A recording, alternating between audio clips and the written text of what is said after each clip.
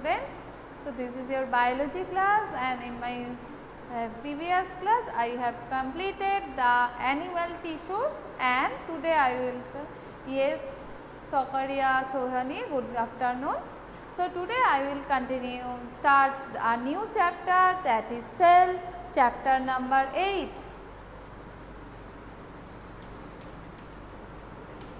Chapter 8, and what is the heading of this chapter? Cell, the unit of life. Ma'am, chapter 1 to 7 full completed. No, Sakaria, as I and Snigdha ma'am are taking your classes, so only mine part I have completed the chapter 1, chapter 4, chapter 5, chapter 7, and most probably Snigdha ma'am has completed chapter 2, chapter 3, and only here chapter 6 is left. I think chapter 6 is left, and most probably chapter 6 is not in your revised syllabus. So, almost all these are completed. That is why today I will start with the new chapter, cell, the unit of life. Sakaria, why you are not attending the previous classes? And in my previous class only 1 to 2 students were there. No info.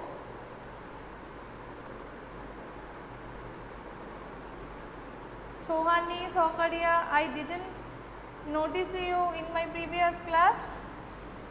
Why you are absent? You have to follow the class now.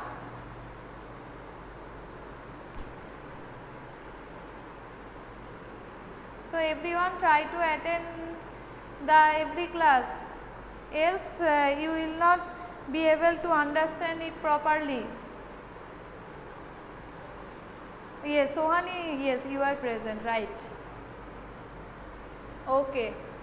So, thank you. Now, today I will start with the cell, the unit of life. Okay. So, chapter number 8. So, what is cell? Now, you have to tell me what is cell.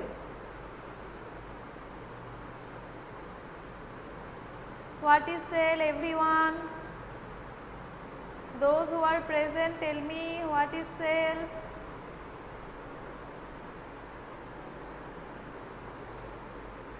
No one will tell me what is cell. You have read it in junior classes.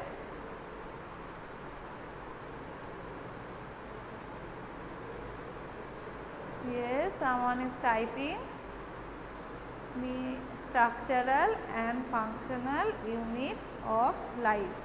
Yes, very good, Sohani. Cell, smallest, functional and structural. Yes, very good, Sohani and Sakaria.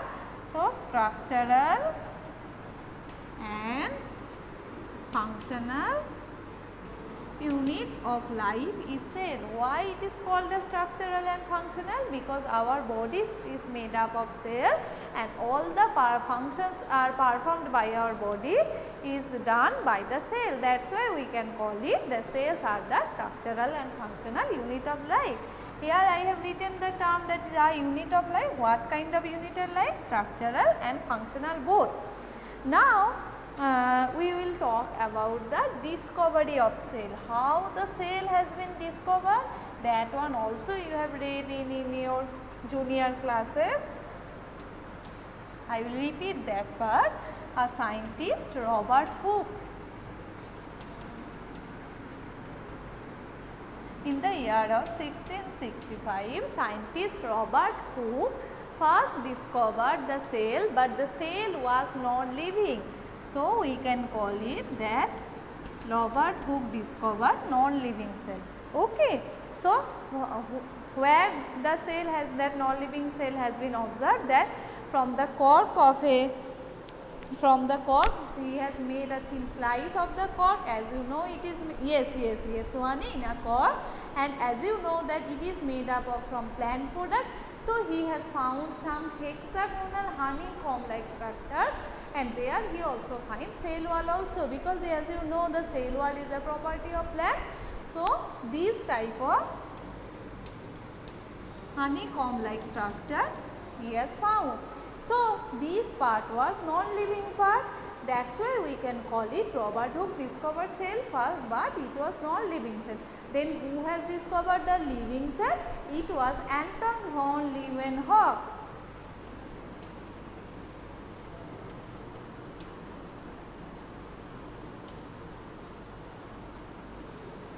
You have to remember the spelling of Leeuwenhoek, L-E-E-U-W-E-N-H-O-E-K. So scientist Anton von Leeuwenhoek first discovered live cell. Okay. So next part is that is the cell, and how in the cell you will get the different type of cell organelles. Okay. So the main part or main organelle of the cell is the nucleus. So scientist Robert Brown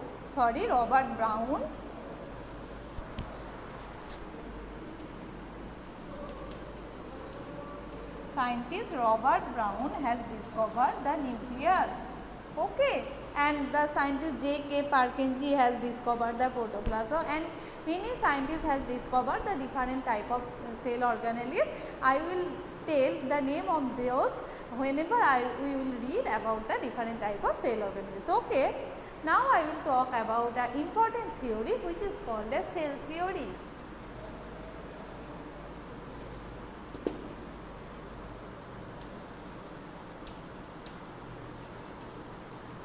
So what is that? That a theory proposed by some scientists. So what are the name of those scientists? That first scientist was Matthias Selden. Matthias Selden in the year of 1838 observed, who was a German botanist. As you know that botany means study of plants, so that's why he has observed different plants and has concluded that all the plants are composed of different kinds of cells and which form the tissues. Okay, so German botanist who was the Matthias Selden in the year of 1838 observed different types of plants and he explained that these are made of cells which later form the tissues. Okay, then another scientist in the year of 1839, Theodor Schwann, who was a zoologist who studied, as he was a zoologist, so that's why he has studied different types of animal cells, and he has observed animal cell and a thin outer layer which is nowadays called as plasma membrane. Okay, so first these two scientists has discovered the cells and they have also concluded some studies and they are unique characteristics of the cell, and on the basis of this one proposed the hypothesis of that the plant body of the plants and animals and the composed of cells and their products. So with that these two scientists they have proposed that all the body of the animals and plants are made up of cells and their products. Okay. So that was the first theory proposed by Selden and Schwann. Then later in the year of 1855 another scientist came whose name is Rudolf Virchow. He has proposed a term that is omnicellular cellula.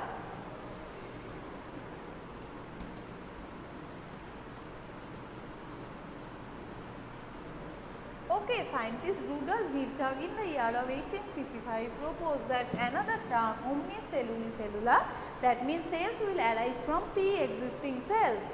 Cells will arise from pre-existing cells, and he proposed the cell theory which explains mainly 2 points. What are these 2 points? These are all living organisms are composed of cells and the products of cell. So what is the first point of modern cell theory? That is all the cell organisms are composed of cells and their products, and second point was that all cells arise from pre-existing cells. All cells arise from pre-existing cells, as the scientists Schwann and Selden haven't discovered that how new cells will arise, but Rudolf Virchow will explain that all cells will arise from pre-existing cells. So these two are the main postulates of cell theory. Okay. So with that we have completed the cell theory part. Now we will talk about and we will get an overview of the cell. So, the cells are having different type of structure. As you know, the nucleus, in accordance to the presence or absence of the nuclear membrane, the cells can be of two types, prokaryotic cell and eukaryotic cell. So, we can differentiate into two, prokaryotic cell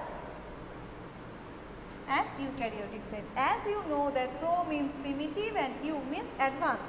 So, prokaryotic cells came earlier than eukaryotic cells has come. Okay. So, in prokaryotic cells, nuclear membrane is absent.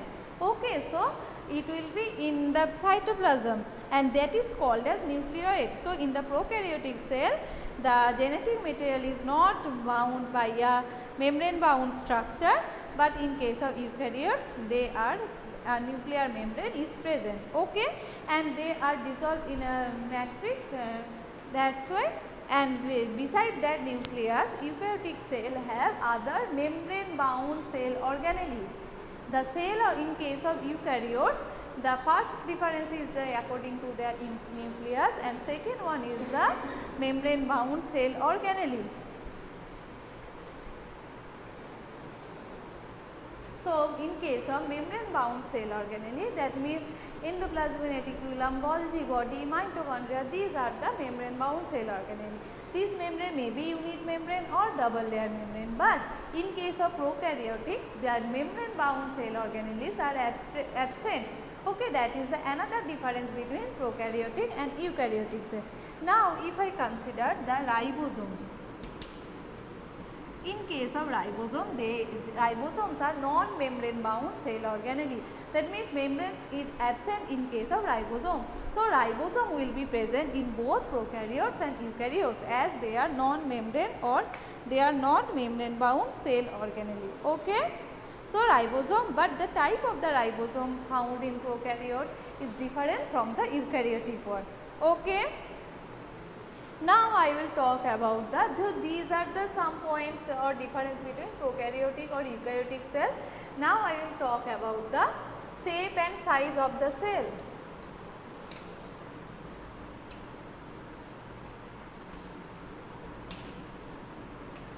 First, if I consider the shape of the cell, size of the cell, so smallest cell is mycoplasma and its diameter is 0.3 micrometer. As all of you know that bacteria are very smaller in structure, but the size of the length of the bacteria is 3 to 5 micrometer. But the mycoplasma, which is also a prokaryote, it is having diameter that is 0.3 micrometer. So, it is the smallest cell found. Okay, and the largest cell is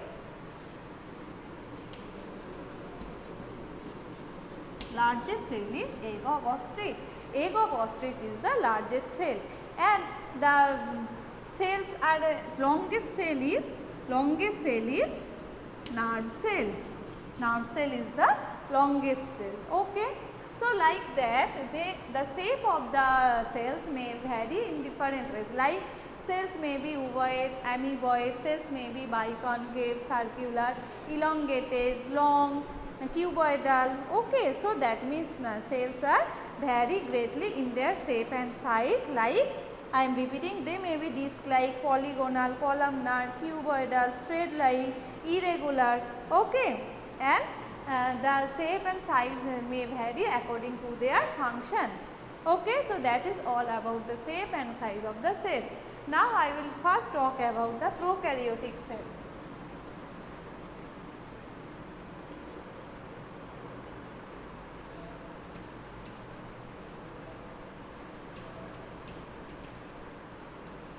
So, what are the examples of prokaryotic cells? The examples of prokaryotic cells are bacteria, mycoplasma, blue-green algae or cyanobacteria, and a new term you will get here is PPLO. So, what is the full form of PPLO? Pleuropneumonia-like organism. I am repeating, pleuropneumonia-like organism. That is the full form of PPLO. Okay. So, These are the examples of prokaryotes. I am repeating: bacteria, PPLO, blue-green algae, mycoplasma. Okay, so they are generally smaller and multiply rapidly than eukaryotic cells. These prokaryotes are usually smaller and they can multiply very rapidly, and also they can vary greatly in their shape and size. They are having different shape and size. So, 4 basic shapes can be found in case of bacteria. These are: bacteria may be rod shaped, it may be comma shaped, it may be round or oval shape, or it may be spiral shape.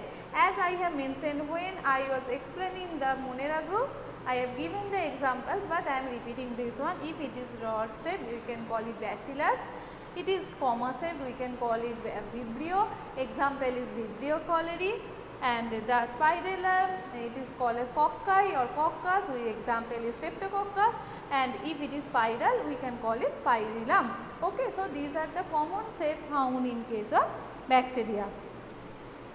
So the prokaryotic cells, and now we will talk about the different properties of prokaryotic cells. The prokaryotic cells are having cell wall. Prokaryotes are having cell wall, and they form a matrix which is the fluid matrix filling with the cytoplasm, and they are not having, as I have mentioned it earlier, that they are not having well defined nucleus. Well defined nucleus is absent in case of prokaryotes, and their genetic material or the genomic DNA is maybe of usually circular. Okay, their genetic material is usually DNA, genomic material, and it may be single chromosome or circular. Their genomic DNA is maybe single chromosome and circular, but beside that genomic chromosome or DNA, they are having an extra chromosomal circular DNA which is called as plasmid. Okay, so that is the important property in case of prokaryotes or bacteria. That means in bacteria they are having the circular DNA outside the genomic DNA, and which is smaller than the genomic DNA, and it is called as plasmid. And these plasmids are having some important property, like some of them are resistant to plasmid. Okay, sorry, resistant to antibiotic. Okay, so plasmids are having different antibiotic resistance property. You will learn about plasmid in class 12 in detail in the biotechnology part. With the help of that plasmid, bacterial transformation or the foreign DNA can be done. Okay, bacterial transformation with foreign DNA can be done with the plasmid. Just now, for now, we have to remember that it is a extra chromosomal circular DNA, and it is having some antibiotic resistance part. Okay, so. And next property, that nuclear membrane is not found in prokaryotes like eukaryotes. Now I will talk about the special structure, that is cell envelope and its modification of prokaryotes. So next part is cell envelope and its modification. So what is cell envelope? The outer structure, that means the most of the prokaryotic cells, particularly in bacterial cells, have chemically complex cell envelope. Okay, the cell envelope consists of a tightly bound 3-layered structure. The cell envelope is composed of tightly, if it is a bacteria, then its outer covering is called as cell envelope, and it is composed of mainly 3-layered structures. What are they?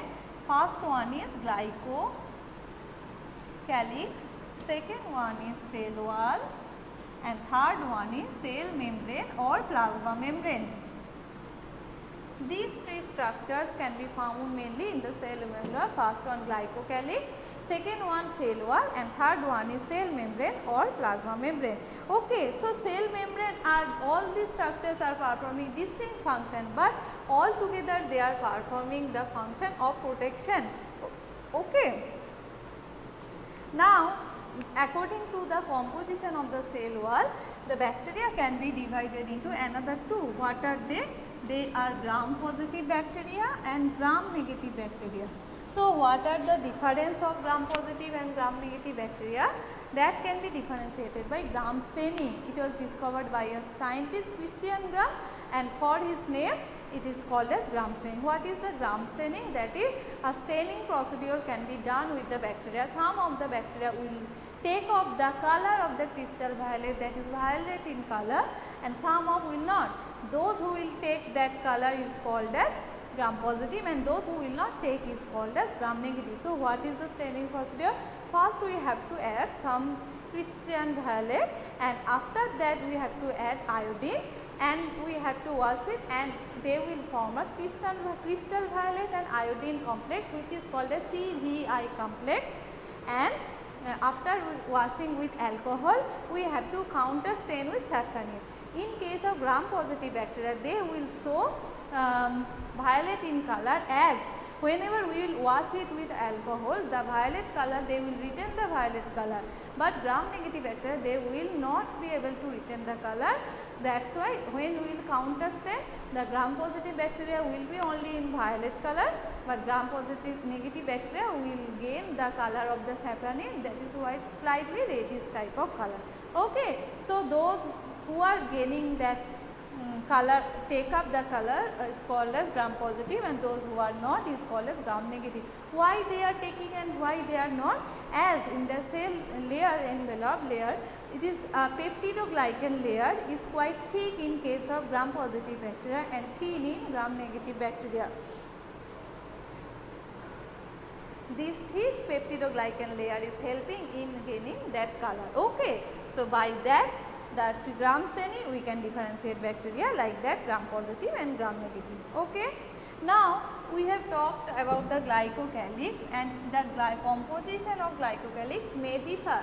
If it is a thin sheath like structure, loose sheath like structure, it is called as slime layer.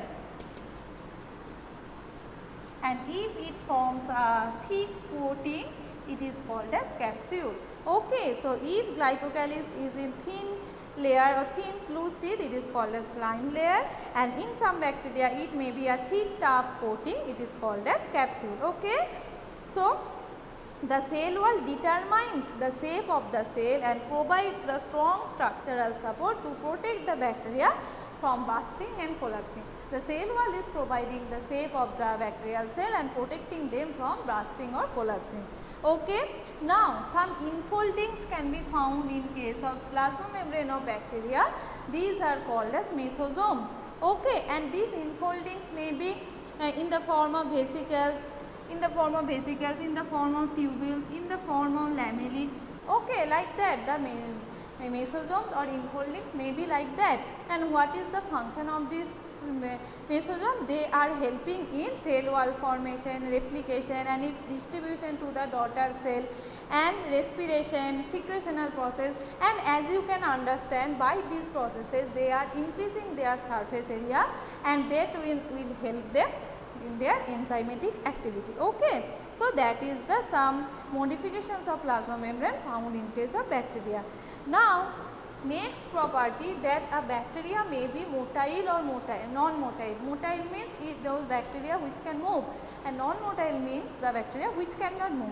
So motility will depend on a structure which is present on the outer side of the body, is called as flagella. Okay. And some other structures may be present. These structures are called as pili, and this structure is called as fimbriae. So in bacteria which are motile, those will have the flagella, and bacteria which are non-motile, those will not have flagella. And if we consider the flagella structure, then we will get some part. What are they? That in the cell membrane part, a part is enclosed, that is called as basal body, and then a hook like structure is present, and then small thread like structure is called filament. So a flagella is having mainly three parts. What are they? Filament, hook, basal body. Okay. The filament extends, filament is the longest portion and extends from the cell surface to the outside. You can see that basal body is in the cell membrane, then the hook portion, and the extended portion which is outside the body, to the exterior is called as filament. Okay, so that is the three part of the flagella. And we have got that these two pili and fimbriae, these are not helping in motility. So pili are the small some extensions of the membrane, and what is fimbriae? These are the small bristle like structures you can see. Okay, bristle like structure, and they are mainly helping in the attachment with the host or with the substratum. Okay, that fimbriae are small bristle like fibers sprouting out of the cell, and in some bacteria they are known to help attach the bacteria with the rocks or with the host body. Okay. So, these are the main modifications of cell envelope and its modification of prokaryotes. So, for today up to that portion I am completing, and in my next class I will talk about the ribosomes and inclusion body. So, from the page number 1 to 5 to page number 1 to 9 you have to read. That one is your homework. I will ask question in my next class. You have to read up to 8.4.1. Okay. From the ribosome and inclusion I will start in my next class. So, up to this portion have you understood, or if you have any queries, let me know.